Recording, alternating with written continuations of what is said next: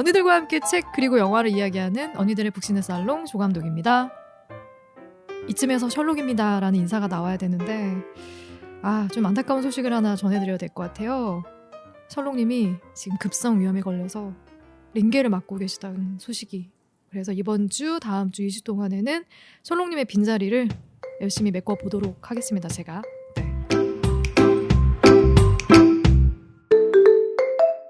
언니들의 인생책, 인생영화 벌써 18번째 시간이 찾아왔는데요. 오늘 게스트를 소개하도록 하겠습니다. 어서 오세요, 그릉님. 안녕하세요, 반갑습니다. 그릉입니다. 반갑습니다. 닉네임이 제가 발음이 좀 부정확해가지고 정확하게 어떻게 되는 거죠? 원래는 더 어려운 예명인데요. 네. 정확하게 말씀드리면 그릉입니다. 그릉. 네, 이게 원래는 그르릉이었다고. 네, 이제 SNS에서 이제 유사한 필명을 쓰고 있는데 네. 굳이 한글화를 하려고 하다 보니까 그릉이 되셨나요? 예, 그릉으로 줄였습니다. 네, 발음하기가 좀 어렵긴 한데 제가 그래도 실수하지 않고 닉네임을 잘 외워서 불러드리도록 하겠습니다. 네, 적당히 뭉개줘도 괜찮습니다. 네, 이 방송을 듣고 있는 언니들이 이제 그릉님이 어떤 분인지 되게 궁금해하실 것 같거든요. 네, 자기소개를 좀 부탁드릴게요.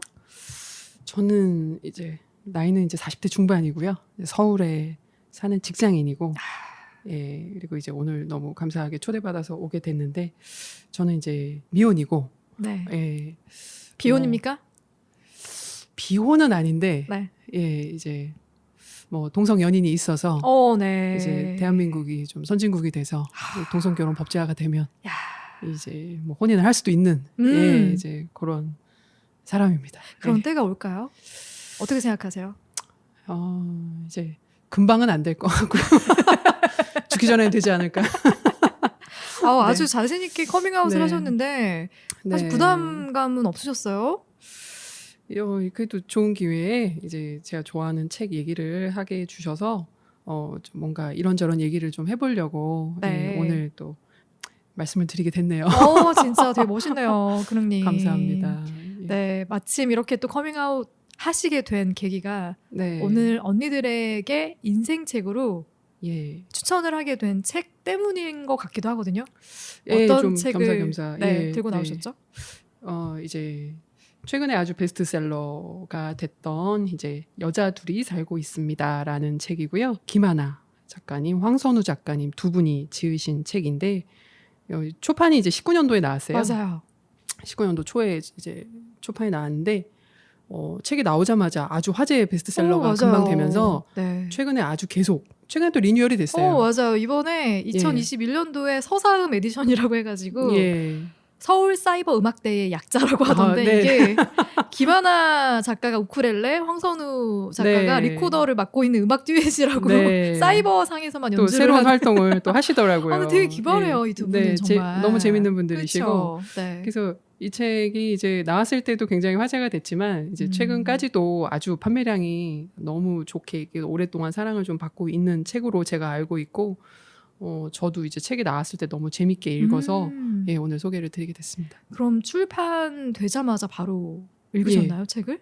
그때 그 책이 나왔다는 얘기를 제가 그 전부터 여기 두 분은 SNS에서 팔로우를 하고 있었어요. 그래서 이제 원래 김하나 작가님은 기존의 다른 책들도 굉장히 베스트셀러가 많이 됐던 분이신데 원래 저분이 카피라이터, 맞아요. 광고회사 뭐 제일기획, 뭐 TBWA 되게 유명한 광고 히트작도 많으시고 되게 유명하신 카피라이터셨고 이제 황선우 작가님은 이제 W코리아 이제 거기 패션 매거진 거기 이제 에디터도 오래 하시고 이제 편집장도 하셨던 것 같고 아주 글도 잘 쓰시는 이제 기자님이셨는데 이제 두 분이 책 내셨다는 소식 듣고 이제 사서 읽었는데 너무 재밌게 너무 재밌더라고요. 잘 읽고 그 해에 제가 뭐 친구들 생일 선물로도 많이 하고 주변에도 많이 얘기하고 이제 저도 너무 재밌게 잘 읽었습니다. 저도 2019년도에 책이 나왔을 때 뉴스로 먼저 접했거든요.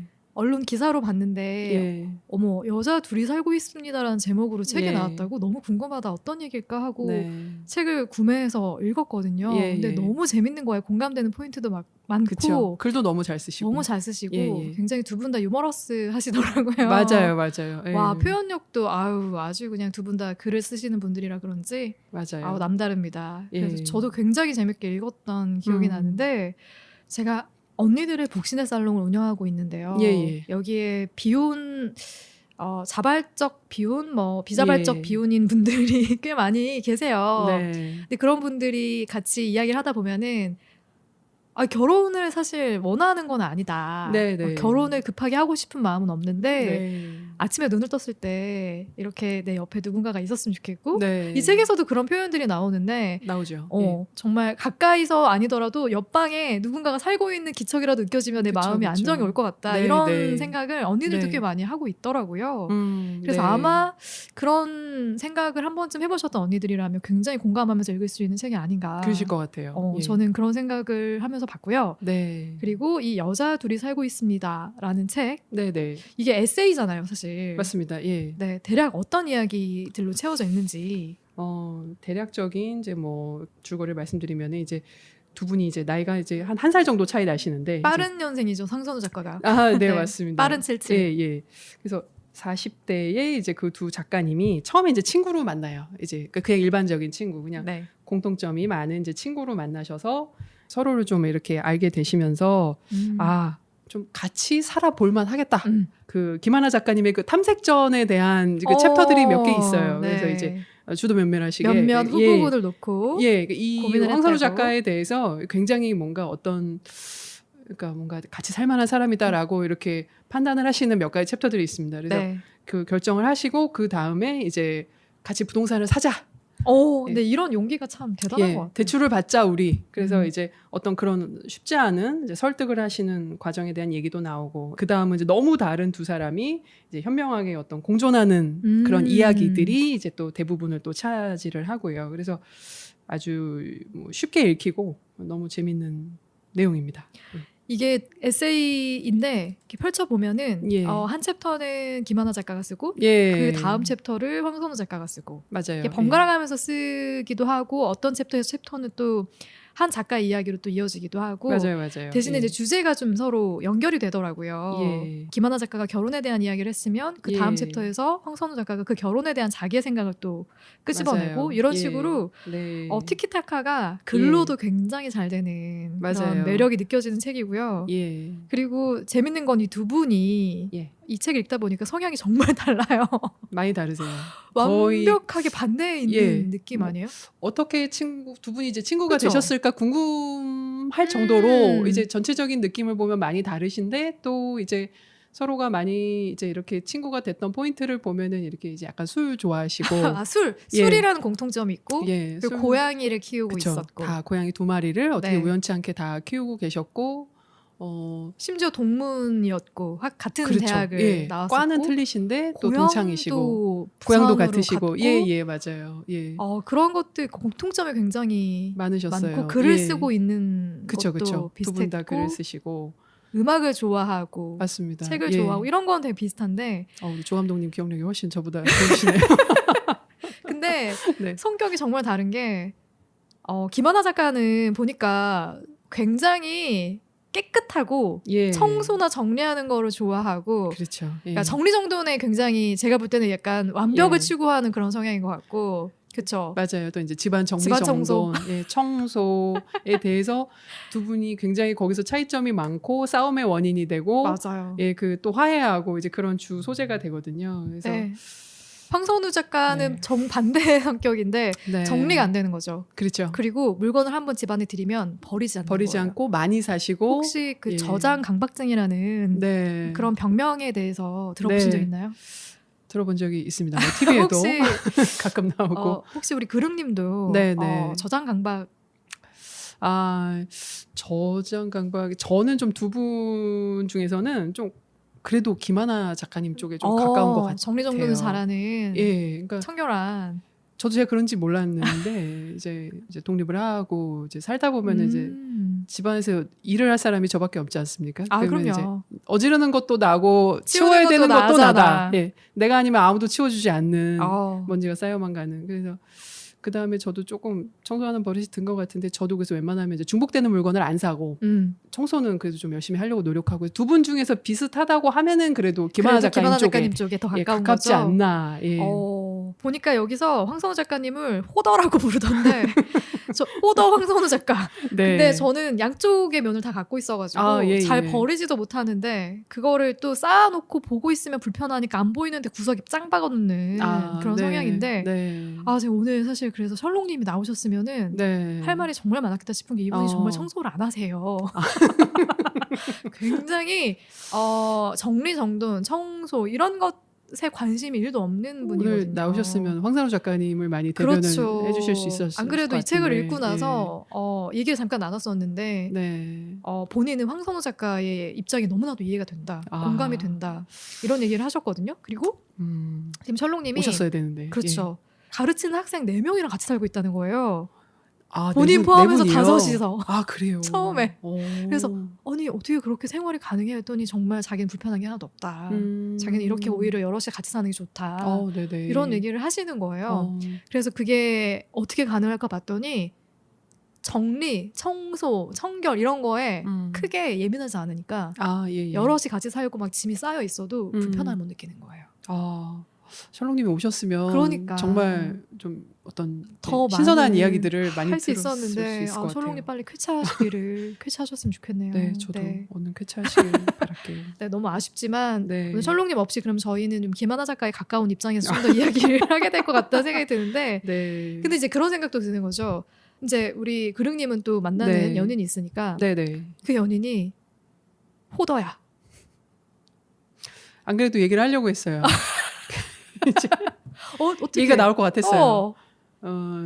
많이 틀려요, 저랑. 많이 달라요? 예, 많이 틀리고 연애를 시작하고 나서 집에 처음 가봤는데 깜짝 놀랐어요. 혹시 김하나 작가님 같은 그런 입장이었을까요? 책에서 많이 공감이 됐어요. 황선우 작가 집에 처음 딱 길이 닥쳤을 때 쌓여있는 그렇죠. 당장 무너질 것 같은 근데 또 그게 또 기억을 제가 더듬어 보면은 비슷해요. 정리를 하신다고 또 황선우 작가님이 열심히 정리를 하셨는데 했는데도. 베란다는 또 안 보여주고 들어왔는데 이제 정리하신 흔적은 있는데 또 뭔가 어떤 산맥이 있었다. 산맥이 있었다. 의류에 산맥이 있었다. 얘기하시지. 그리고 베란다 문이 열리지 않을 정도로 열리지 않았다. 가득 쌓여 있었다. 저도 애인 집에 갔더니 방 3개인데 2개는 안 보여주더라고요. 그래요? 그래서 나머지 방 하나만 오픈해주고 작은 방 2개는 안 보여주더라고요. 그래서 안 보여주고 그다음에 오픈된 공간에도 뭔가 이렇게 산매까지는 아니지만 뭔가 이렇게 뭔가 무더기 있고. 그렇죠. 아직도 제일 싫어하는 그분이 이제 제일 싫어하는 말이 이제 제가 가서 정리해주겠다라는 말을 왜요? 제일 싫어하세요. 왜냐면 해도 내가 하겠다. 그런 건 뭐지? 나는 정리를 해주면 되게 좋을 것 같은데. 근데 이제 또 이해는 가는 부분이 이제 본인만이 아는 법칙이 있으니까 어느 물건이 어디로 가야 되고 이제 뭐 존중합니다. 그렇지. 근데, 산맥 중에서도 사실 줄기라는 게 있는 거니까. 그렇죠. 강이 흘러야 되는 줄기, 여러 가지 올라가야 되는 길 이런 거 본인만이 또 알고 있어야 되니까. 그래서 한번 제가 주말에 그분이 없는 틈에 이제 정리를 시도했어요. 제가 뭐 조그만 조립식 가구도 사고. 정말? 쌓을 바엔 여기다 넣어라. 그래. 그래서 제가 조립도 했어요. 조립도 하고 이렇게 다이다이 쌓고 이렇게 다이다이까지 했어? 딱 한 번 그랬는데 보람을 느꼈죠. 이제 막 비포 애프터 사진도 보내주고 일하는 사람한테. 그런데 뭐 고맙다고 이렇게 뭐 깜짝 놀라더니 일주일 있다 가니까 다시 원래대로 됐더라고요. 그래서 의미가 없네. 의미가 잘 없고 그다음에 이제 이건 쉽지 않겠다. 장기전으로 가야겠다라고 생각을 했는데 문제는 또 저도 점점 익숙해지고 그분의 어떤 스타일에 그래서 내려놓게 되는 거죠. 점점 많이 내려놨습니다. 인정하게 된다고 해야 되나? 저는 라이프 스타일이다. 하지만 중요한 건 지금은 따로 살고 있으니까. 그렇죠. 근데 만약에 이렇게 김하나 작가와 황선우 작가처럼 같이 살게 된다면 이거 아주 큰 갈등의 씨앗이 될 것 같은데. 계약서를 하나 써야 될 것 같아요. 그래서 이제 이 두 작가님은 이제 뭐 구두상으로 이렇게 싸우고 호더다 이렇게 살 거냐 이제 뭐 이렇게 얘기하시지만 저희는 이제 문서로 하나 작성을 해야 될 것 같고 어떤 것까지는 너가 지켜줘야 된다. 이런 것들. 이제 뭐 조항 서로 이제 해줘야 될 것 같고. 근데 나는 굉장히 현명한 방법이라고 생각하는 게 이게 되게 냉정하다고 생각할 수도 있지만 서로 지켜줬으면 하는 걸 각자 써서 서로 그런 것들을 좀 교환하는 거는 굉장히 의미 있는 해야 될 것 같아요. 그렇죠. 근데 제가 지금 나이가 어느덧 40대 중반이지만 제가 이제 가족 이외에 누군가랑 아직 같이 살아본 적이 없어요. 그래서 요즘은 사실은 뭐 20대 때부터도 뭐 친구랑 같이 사는 분들도 많고 이제 여러 가지 방식으로 부모님 외에 다른 분들하고 이렇게 동거를 해보는 경험들이 있으신 뭐 애인하고 그렇죠. 사는 분들도 많죠. 네. 근데 제가 아직 그런 개인적인 경험이 없어서 뭔가 이렇게 한 공간에서 서로 이제 그 조율해 나가는 이제 그런 노하우를 아직 제가 직접적으로 체험하지는 못했는데, 그러니까 이 책에서 참 그런 거를 많이 이제 포인트를 보는 것 맞아요. 같아요. 그래서 네. 어떻게 하면 이제 저렇게 내 인생에서 중요한 사람과 덜 싸우면서 싸우고 잘 화해하면서 서로 지킬 수 있는 룰을 잘 만들어서 이제 잘 지내는가. 그러니까 그게 사실은 근데 어떻게 보면은 뭐 저분들만의 얘기가 아니라 정말 부부관계, 이성의 혼인관계에서도 사실은 필요한데 맞아요. 우리가 많이 무시하는 네. 부분도 있고요. 남편이 뭐 이렇게 양말 돌돌 말아서 벗어놓고 가는 얘기 많잖아요. 맞아요. 예, 저거 펴서라도 넣어놓지 가는 길마다 흔적이 있고. 근데 사실은 어떤 동거관계든지 이제 그런 저런 이제 서로의 의견이 존중된 룰은 필요한 것 같아요. 예. 그런 부분들을 이 책을 읽으면 대신 살아주는 것 같은 느낌? 예. 막연하게 같이 살면 어떨까라고 생각했던 거를 이 두 분이서 대신 대리로 살아주는 것 같은 느낌을 그렇죠. 받을 수가 있다는 게 큰 매력인 것 같아요. 맞습니다. 네. 예. 그리고 이게 꼭 같이 사는 이야기만 나오는 게 아니라 여러 좀 고민할 거리들을 좀 던져주는데 그렇죠. 예. 저는 혼자력 만렙이라는 챕터가 있어요. 예. 이게 재밌죠. 네, 예. 굉장히 좀 재밌었는데 네. 혼자력 만렙을 찍어본 사람이라고 해서 황선우 작가가 네. 이런 글을 아예 열어놓고 시작을 하더라고요. 예. 혼밥이라는 개념이 주목받으면서 그 레벨에 대한 글이 돌아다녔다. 네. 편의점에서 혼자 라면 먹는 건 몇 단계? 패밀리 레스토랑은 몇 단계 하는 식이다. 이런 단어가 참 새삼스럽게 느껴지는데 왜냐하면 나는 혼밥을 그야말로 밥 먹듯 해왔기 때문이다. 먹는 걸 좋아하는 사람이 20년쯤 혼자 살다 보면 같이 할 누군가가 있거나 없거나 스스로 잘 챙겨 먹는 방향으로 개체 안에서 진화가 일어난다.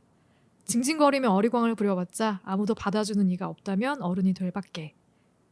몸을 움직여 음식을 직접 만드는 쪽이든 밖에서 거리낌 없이 혼자 사 먹게 되는 쪽이든 허기와 식욕을 추진력으로 도약해 다른 사람의 시선을 뛰어넘는 순간을 한번 경험해보면 혼밥은 어렵지 않고 즐길 만한 것이 된다.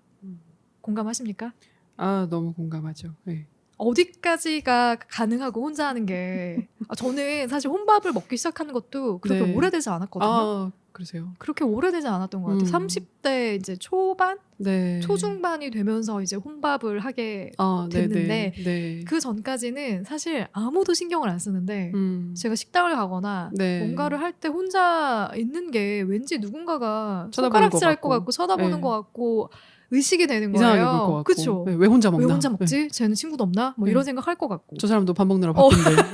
근데 지금 생각해보면 정말 아무도 신경을 안 쓰는데 맞아요. 왜 그렇게 남의 시선을 의식했는지. 맞아요. 그래서 저는 사실 혼자 뭘 하는 거를 잘하지 못했던 사람이고 굉장히 뒤늦게 시작했던 사람이라서 이 황성우 작가가 혼자 서핑도 하고 여행도 다니면서 심지어 고기도 혼자 먹으러 들어가서 2인분 불판에 구워서 먹고 막 이러잖아요.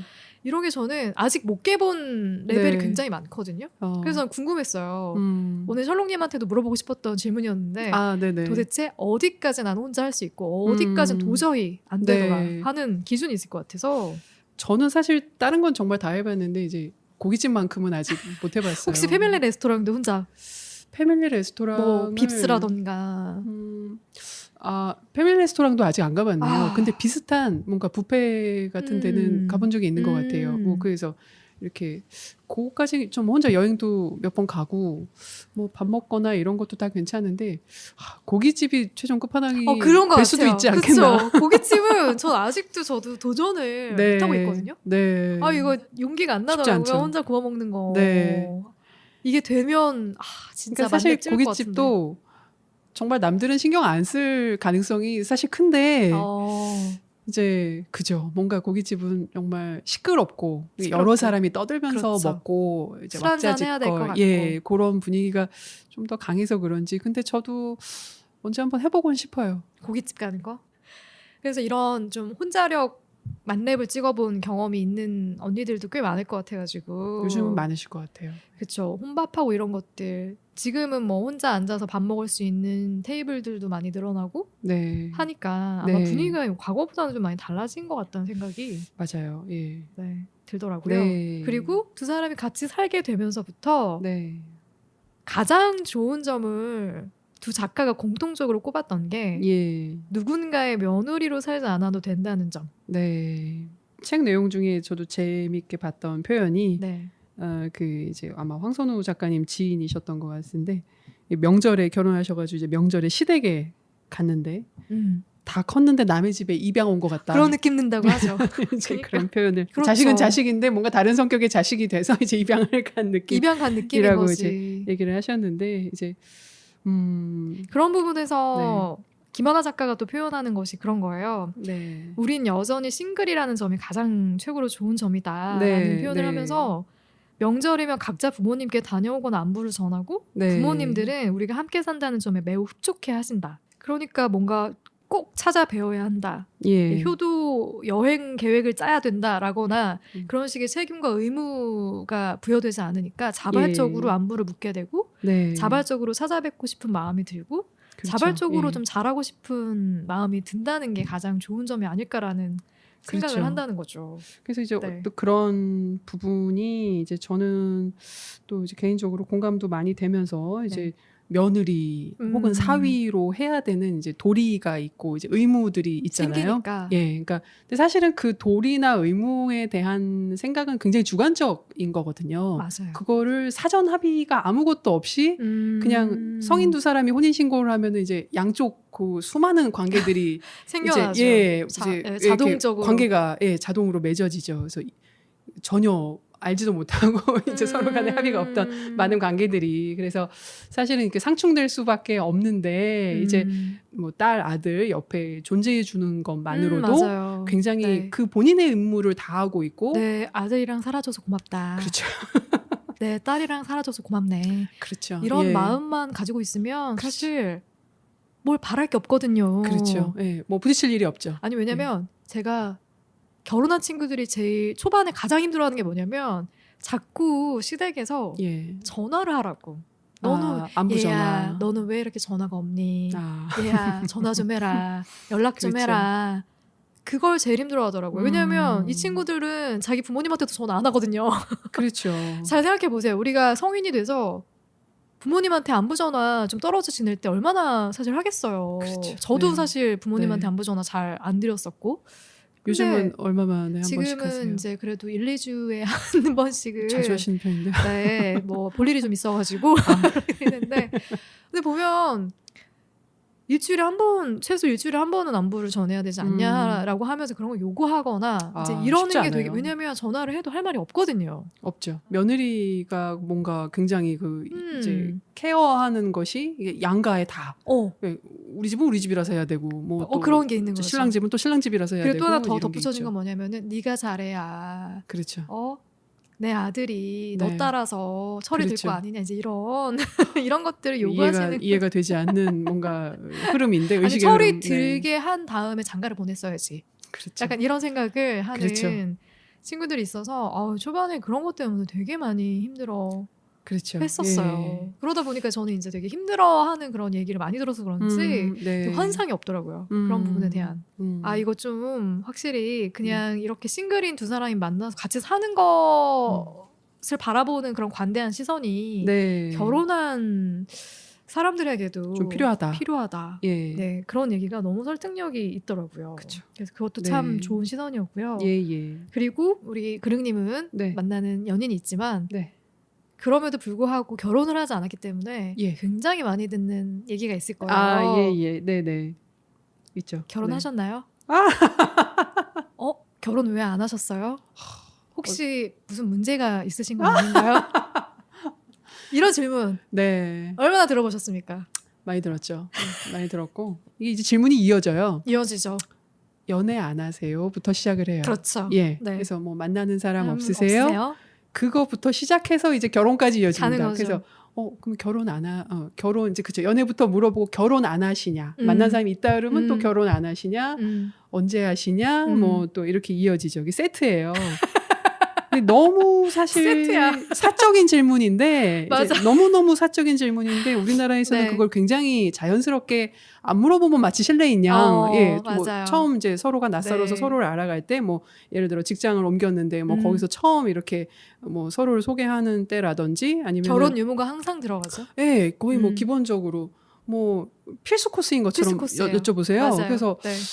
연애를 사실 하고 있을 때에도 이제 또 뭐 말하기가 좀 이렇게 어려운 상황도 있고 아니 뭐 나라에서 좀 하게 해줘야 저도 뭐 하든지 말든지 생각을 하는데 아니 뭐 법제화를 안 해줬는데 그쵸, 나보고 결혼을 안 하냐고 예, 뭐 화나죠. 그럼 저 궁금한 게 그러면 커밍아웃을 네. 매번 하세요? 그렇게 질문하는 사람들에게? 아니죠. 예, 이제 직장에서는 이제 쉽지 않고 저희가 다른 이제 뭐 친구 관계에서나 이제 이런 사적인 관계에서는 또 하는데 직장에서는 사실은 뭐 저도 시도는 안 해봤어요. 그죠? 사실은 이제 엄두를 제가 많이 못 낸 부분도 있는데 그러니까 이제 마음의 소리죠. 방금 제가 얘기한 거는 이제 법제화를 시켜줘야 할 거 아니냐 하든지 말든지 이제 내가 비혼주의자라고 사실 얘기하기도 뭐한 게 법제화가 되면 또 비혼주의자가 아닐 수도 있어요. 근데 이제 혼인주의자가 될 수도 있는 건데 그게 안 되는 상황에서는 어폐가 있다. 안타까운 게 이런 거예요. 네. 결국에는 그 이면에는 어떤 시선이 있냐면 결혼하셨어요? 라고 물어보는 그 이면에는 책에서 이제 황선우 작가가 쓴 챕터인데 제목 자체가 내가 결혼 안 해봐서 아는데 라는 제목이에요. 네. 지금은 홀가분해진 편이지만 결혼하지 않은 채로 나이를 한 살 한 살 더 먹어가는 일에 대해 나도 언제나 편안했던 건 아니다. 30대 중후반에는 꽤 초조함도 느꼈던 것 같은데 이런 불안은 내 상황이나 내면보다는 주변 사람들에게서 비롯된 편이었다. 통상적인 결혼 정년기를 넘어가는 여자는 스스로가 평정심을 유지하며 만족스러운 생활을 하고 있어도 잔잔한 물에다 괜히 돌 던지는 모양새로 주변에서들 툭툭 건드리지 못해 안달이다. 그렇죠. 30을 넘기면서 무슨 참견 면허증이라도 딴 것처럼 온갖 사람들이 깜빡이도 안 켜고 끼어들어왔다. 처음 만난 취재원, 잘 모르는 동네 사람, 오랜만에 만난 지인들까지 결혼 여부나 계획에 대해 무슨 날씨나 남북관계 문제라도 되는 양 아무렇지도 않게 물어왔다. 아직이라고 답하면 여러 가지 반응이 돌아왔다. 정말로 궁금하다는 듯이 이유를 묻는 탐정파. 무슨 내 결격 사유를 덮어주는 양 앞으로는 좋은 일 있겠지? 말꼬리를 흐리는 덕담파. 혹은 멀쩡해 보이는데 너도 별 수 없다는 듯이 깎아내리는 공격파. 언뜻 걱정이나 관심 같아서 속아 넘어가기 쉽지만 이런 말들은 공감도 배려도 없는 행동이다. 저는 이게 너무 공감이 되더라고요. 이게 묻는 그 질문의 이면에는 이 사람이 결혼을 했으면 정상, 결혼을 안 했으면 뭔가가 문제가 있는 사람. 문제가 있을 것이다. 약간 이런 시선으로 바라볼 것이라는 생각을 갖게 되니까. 그렇죠. 또 결혼해서 안 끝나요. 결혼하셨어요? 그럼 결혼했어요? 그러면 애는 있으세요? 그렇지. 애는 없다 그러면은 또 뭔가 그렇지. 애가 없다 그리고 뭔가 이유가 있을 거야. 애가 없다 그러면 혹시 결혼하신 지 몇 년 되셨어요? 결혼한 지 연차가 좀 됐는데 애가 없다 그러면 이 사람한테 뭔가 문제가 또 있나? 흔하게 얘기하시는 게 또 하나 있다 그러면 또 안 낳냐. 그러네. 이게 계속 꼬리를 무는구나. 매뷰의 세티처럼 이어져요. 원래 이제 참견의 어떤 그런 사슬은 이렇게 이제 하나에서 끝나지 않고 이제 또 이어지는데, 그러니까 결국은 정말 이 사람을 걱정하거나 이제 관심이 있거나 이런 것보다는 정상성에 대해서 굉장히 우리나라 사람들이 다들 비슷해야 된다는 기저에 깔려 있죠. 그래서 생각이, 그리고 이제 그거에서 좀 벗어나면은 많이 어색해하고 굉장히 어떤 이제 그 무례하고 이제 사적인 질문들이 특정 이제 나이대에 많이 들어오죠. 근데 저는 이제 40 넘어서부터는 이제 그런 게 많이 없어서 너무 좋고. 혹시 그런 질문 들었을 때, 불편한 질문을 딱 들었을 때 대처하는 혹시 그릉님만의 노하우가 있나요?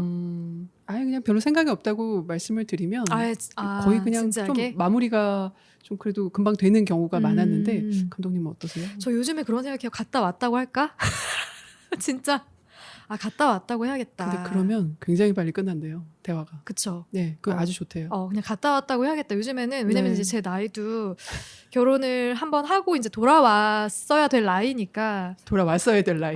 그러니까 그냥 갔다 왔어요. 이렇게 얘기할까 하는 생각을 진지하게 하고 있습니다. 저도 언뜻 듣기로 그 방법이 굉장히 효과가 좋은 방법이라고는 또 들었어요. 왜냐면 어차피 진지하게 물어볼 수가 없거든. 이게 그렇죠. 가벼운 관계에서는 예. 왜 갔다 왔어요? 이렇게 물어보면 예. 큰일 나거든. 네. 그래서 그렇게 얘기를 해야겠다. 요즘에는 그런 생각하고 있고. 근데 그래도 전 좋아졌다고 생각하는 게 비혼이라는 말이 생겨서 그렇죠. 예. 네, 저는 비혼이에요. 이렇게 얘기를 하고 나면 별로 안 물어보더라고요. 그것도 참 발전적인 이제 상황이 된 거죠. 많이 변한 거죠. 그게 이제 비혼이라는 단어에도 여러 의미가 들어가 있으니까 물론 자발적, 그렇죠. 비자발적이 있지만 네. 그러니까 그걸 더 이상 캐지 않는 분위기가 있더라고요. 그래서 그건 좀 많이 좋아진 것 같고 맞아요. 그리고 저는 그래도 세상이 좀 많이 좋아졌다라고 생각이 드는 게 확실히 과거에 비해서 처음 보는 사람에게 결혼 유무를 잘 안 여쭤보시죠.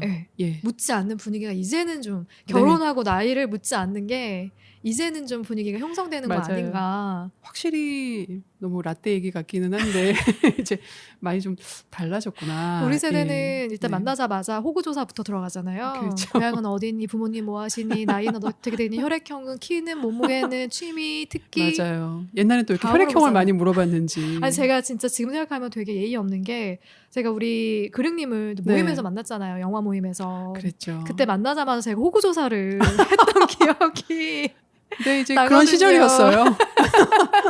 저도 그게 당연하다고 생각했고. 너무 죄송하게 생각하고 있고. 아닙니다. 네. 근데 그런 게 확실히 지금은 좀 불편함을 갖고 있는 사람들이 많이 있기 때문에 조심스러워하는 분위기가 형성이 되어 있는 게 좋다. 네.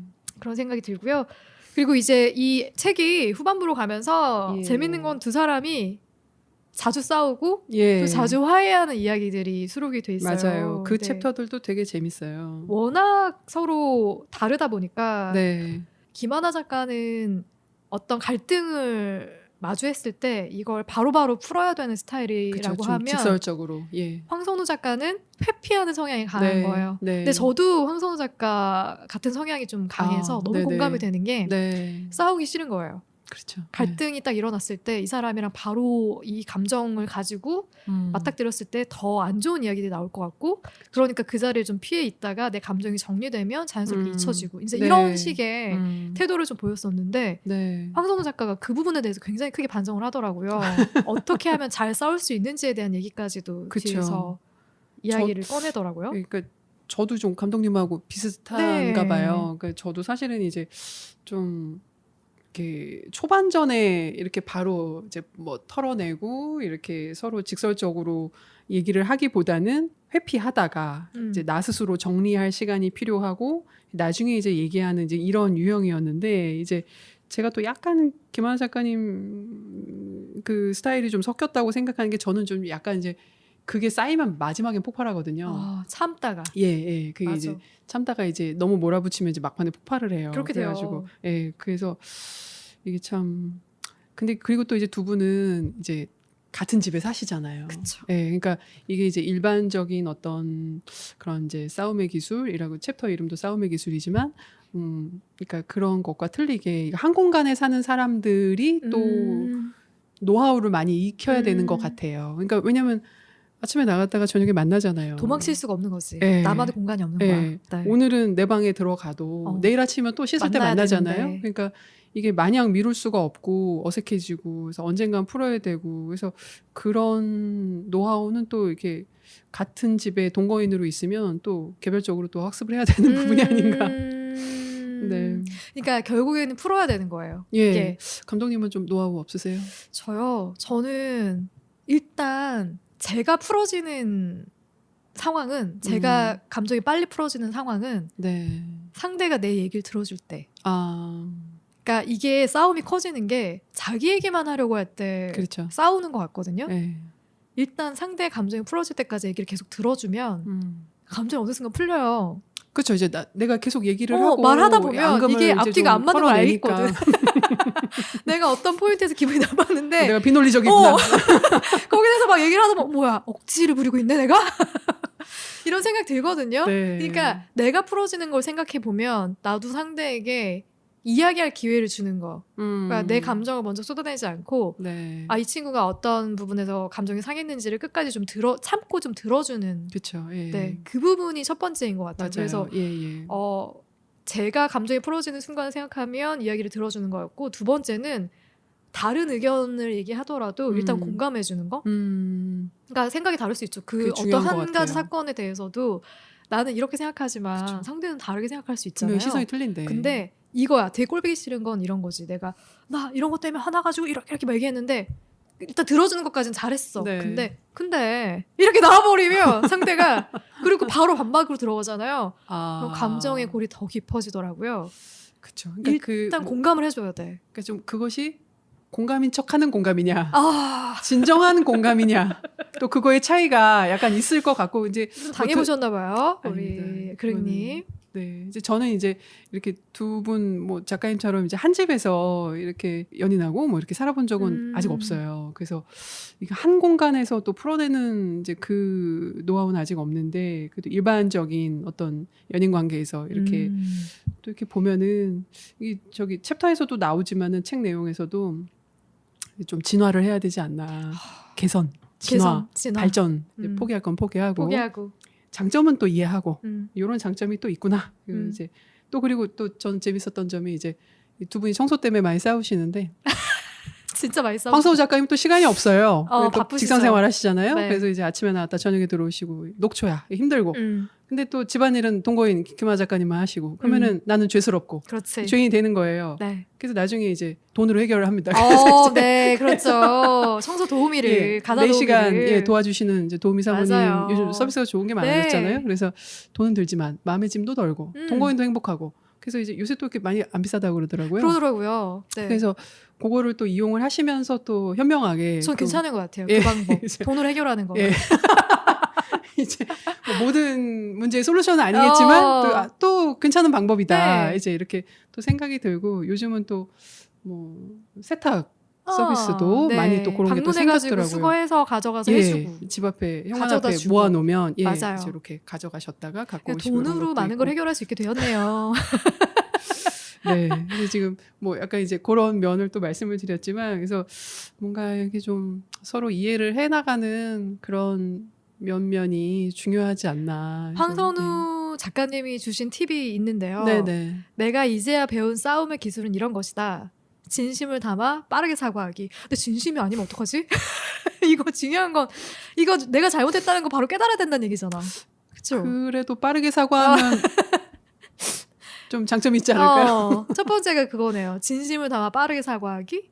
내가 무엇을 잘못했는지 내 입으로 확인해서 정확하게 말하기. 이거 항상 이거야. 사과하면 미안해. 뭘 잘못했는데?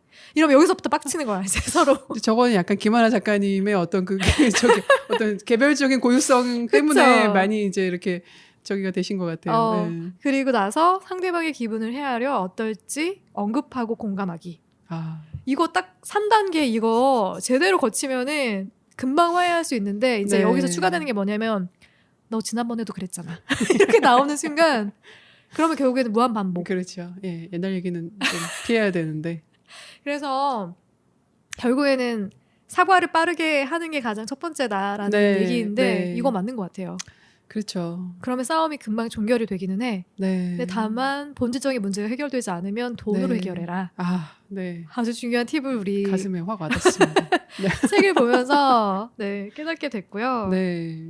그리고 이게 굉장히 좀 재미있고 공감되는 이야기들이 많잖아요. 그렇죠. 예. 제가 말씀드렸던 그런 부분들 외에도 혹시 우리 그릉님 읽으면서 이 챕터만은 이 이야기만은 꼭 소개해주고 싶다 했던 게 있으세요? 네네. 이제 너무 재밌는 내용들이 많지만 제가 사실은 이 책을 좀 골랐던 큰 이유가 두 가지가 있어요. 이제 하나는 이제 혼인 관계가 아닌 이제 두 성인이 동거인으로 만나서 이제 이렇게 살아가는 이야기도 이제 아주 큰 뭔가 저한테 매력적이었던 주제였고 두 번째는 그 동거의 형태가 매매였다.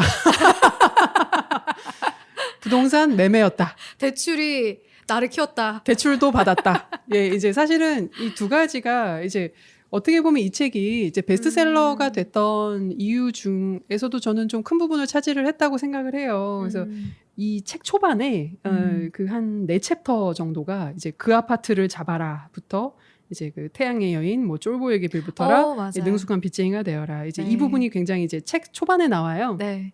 되게 흥미로웠어요. 예, 재밌어요. 그래서 이제 이제 김하나 작가님이 혼자 사는 것도 너무 좋지만 한 집에서 마음이 맞는 분과 이제 같이 살고 싶다라고 마음을 먹으시고 또 이제 친구분이 계시던 또 아파트를 만나시고 이제 그 아파트가 있는. 마침 또 그래서 이제 마음에 드셔서 이제 아파트를 정하고 이제 또 탐색을 하죠. 그래서 이제 친구 중에서 어떤 친구와 내가 살아야 같이 살 될까. 것이냐. 예.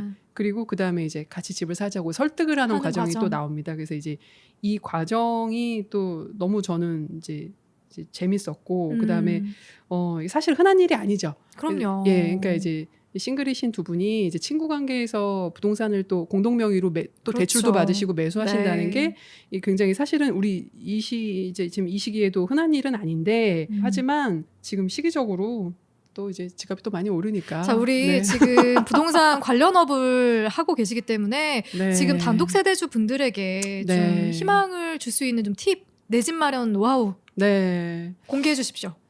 노하우. 단독 세대주들에게. 지금 사실 이제 이 두 작가님의 케이스만 봐도요. 두 분이 책 내시기 2년 전에 집을 사셨어요. 2017년도에 2017년도입니다. 매매를 하셨죠. 예. 지금으로부터 더블이 됐다고. 약 4년 전. 네. 약 2배 정도. 올랐죠? 시세 차익이 있습니다. 자, 네. 집을 사야 됩니까? 말아야 됩니까? 사야죠. 지금. 집값이 떨어지지 않겠습니까? 그건 너무 조심스러운 부분입니다. 자, 폭락하면 어떡합니까? 폭락은 없지 않을까. 그러면 우상향. 최소 우상향은 된다. 강보합봅니다. 그러니까 집을 살 수 있을 때 사라. 지금 이런 또 이제 팁을. 장단기 전망은 이제 쉽지 않지만 적어도 이분들처럼 4, 5년 전에 친구들 둘이 각자 전세 안 살고 집만 샀어도 그렇지. 각자 벌었다. 우리가 사이좋게 벌었다. 여기서 많은 노하우를 지금 얻은 거예요. 살 수 있을 때 매매를 해야 됐던 거야. 그리고 또 하나 말씀드리고 싶은 게 이게 임대차나 매매나 그냥 돈 액수 차이지 번거로운 건 똑같아요. 오케이. 그 보증금 나중에 돌려받는 거나 집 팔아가지고 매매 대금 받는 거나 사실은 큰 차이 없어요. 그럼 차라리 돈을 합쳐서 매매를 해서 이게 오르면 같이 n분의 1 하면 되고 떨어지면 이제 서로 많이 싸우겠네요. 예. 돈 액수의 차이지 번거로운 건 똑같다. 임대차나 매매나 그럴 바엔 사라. 너무 전문가 와 진짜 전문가의 말을 들으니까 아니 저는 이 얘기를 들으니까 그래요. 제가 정말 집을 사길 잘했다 이런 생각이 감독님 들어서 되게 뿌듯하고요. 이주택자 부럽습니다. 근데 이런 같은 맥락에서 제가 되게 좋았던 구절이 첫 번째 챕터에 있었어요. 첫 번째 챕터 제목이 분자 가족의 탄생이고 분자 가족의 탄생에 대해서 이야기하면서 우리나라 1인 가구 비율이 27%, 지금은 40%죠? 넘는다고 한다. 1인 가구는 원자와 같다. 물론 혼자 충분히 즐겁게 살 수 있다. 그러다 어떤 임계점을 넘어서면 다른 원자와 결합해 분자가 될 수도 있다. 원자가 둘 결합한 분자도 있을 테고 셋, 넷 또는 12이 결합한 분자도 생길 수 있다. 단단한 결합도 느슨한 결합도 있을 것이다. 여자와 남자라는 원자 둘의 단단한 결합만이 가족의 기본이던 시대는 가고 있다. 앞으로 무수히 다양한 형태의 분자 가족이 태어날 것이다. 저는 이게 너무 공감이 되고요. 그래서 혹시 분자 가족을 꿈꾸고 있는 언니들 이 책을 읽어보면 아마 어떻게 분자 가족이 되어서 어떤 식으로 살아가는 게 행복할 수 있겠구나라는 거를 대신 체험해 볼 수 있는 계기가 될 것 같아요.